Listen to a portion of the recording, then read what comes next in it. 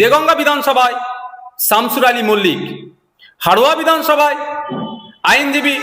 পিয়ারুল ইসলাম সাহেব, সন্দেশখালী বিধানসভায় আইনজীবী পৃথ্বীরাজ বিশ্বাস ও মফিজুল মোল্লা সাহেব, বসিরহাট উত্তর বিধানসভায় মোহাম্মদ মুসা কালিমুল্লাহ, দক্ষিণ চব্বিশ পরগনা জেলায় প্রথম পর্যায়ে যে সমস্ত বিধানসভার অবজারভার পশ্চিমবঙ্গ রাজ্য কমিটি এবং কেন্দ্রীয় কমিটি নিযুক্ত করেছেন তার নামগুলো আমি ঘোষণা করছি। গোসাবা বিধানসভার ক্ষেত্রে প্রশান্ত নায়েক, কুলতলি বিধানসভার ক্ষেত্রে শহীদুল ইসলাম মোল্লা, পাথর প্রতিমা